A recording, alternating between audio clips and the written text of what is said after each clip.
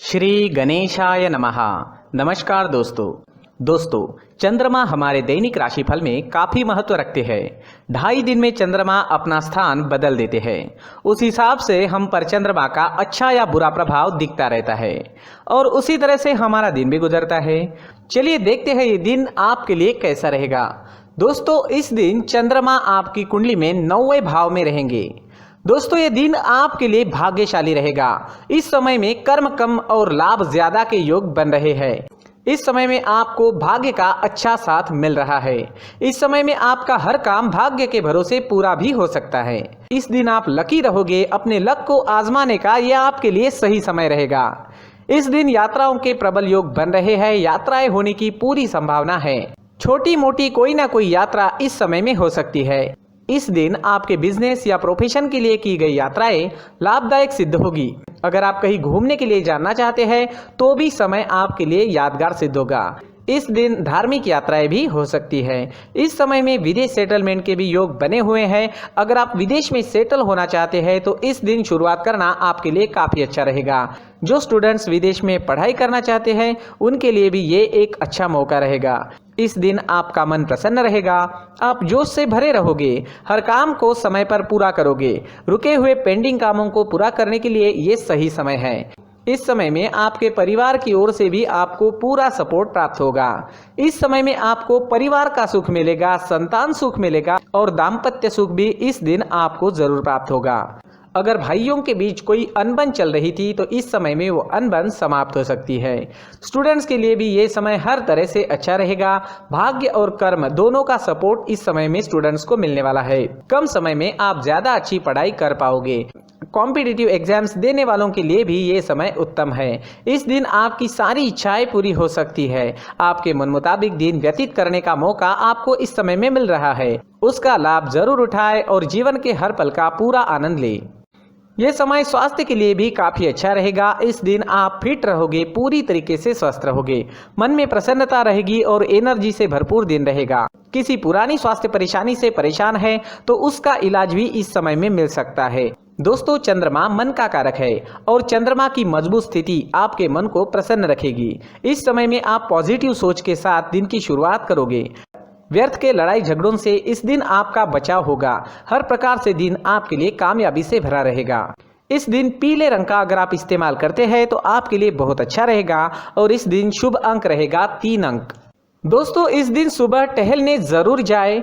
अपनी फिटनेस पर हमेशा ध्यान रखें। हमारी सोच पर हमें नियंत्रण रखना काफी जरूरी होता है। जो हम आज सोचते हैं वही हमारा कल भविष्य बनता है। इसलिए सिर्फ अच्छा सोचे, पॉजिटिव सोचे। इस सुंदर जीवन को हमें ईश्वर ने प्रदान किया है। इसलिए सुबह उठते ही मन में अपने माता पिता और भगवान को धन्यवाद जरूर कहे। दोस्तों, ये राशिफल चंद्र राशि पर आधारित है, लेकिन कभी कभी हमारी पर्सनल कुंडली में बाकी ग्रहों की पोजीशन कुछ इस तरह की होती है कि आपके राशिफल परिणाम में बदलाव दिख सकता है। इसलिए राशिफल को एक मार्गदर्शन के तौर पर लिया जाए तो ज्यादा अच्छा रहेगा। दोस्तों, सभी राशि के लोगों के लिए जीवन में आगे बढ़ने के लिए कुछ जरूरी बातें वीडियो में आगे बताई गई है, तो वीडियो आगे जरूर देखें। नमस्कार दोस्तों, व्यक्ति को अपने जीवन में सफल होने के लिए मेहनत के साथ साथ भाग्य का साथ होना भी बहुत ही आवश्यक होता है।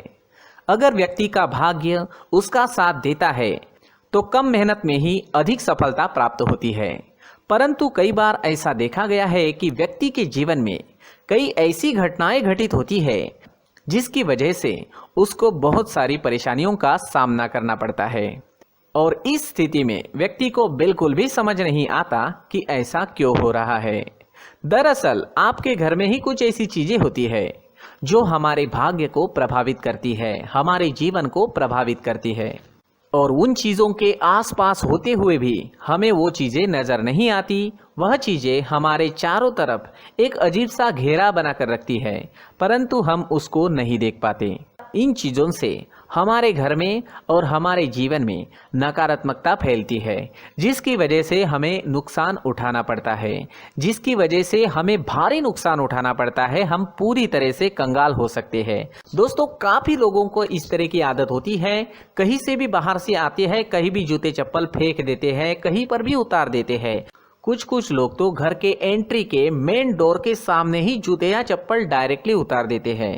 दोस्तों ध्यान रखें, जूते चप्पल हमेशा साफ सुथरे रखें और उनको उनकी जगह पर रखें। उनके लिए एक स्थान बनाएं, उस स्थान पर रखें।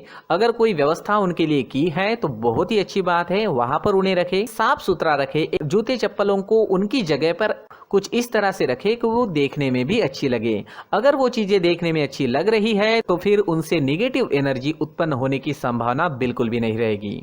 साथ ही दोस्तों एक और बात है जिस पर आपको ध्यान देना बहुत जरूरी होता है। हमारे घर के छत के ऊपर जिन चीजों का हमें काम नहीं होता है उन्हें हम घर के छत के ऊपर रख देते हैं। ऐसा करते करते देखेंगे तो घर के छत के ऊपर कबाड़ जमा दिखता है। जी हाँ, जो चीजें हमें लगता है आगे जाके हमारे काम में आ सकती है वो हम घर के ऊपर रख देते हैं, लेकिन वो चीजें तो काम में नहीं आती, हमारे जीवन पर वो चीजें बहुत ही गहरा निगेटिव इफेक्ट डालती है। इस वजह से घर के छत को पूरी तरह से साफ रखें, क्लीन रखें। साथ ही दोस्तों हम हमेशा देखते हैं घर के ऊपर जाने के लिए जो सीढ़ियां हैं, उन सीढ़ियों के नीचे जो जगह होती है वहां पर सामान हमेशा रख दिया जाता है।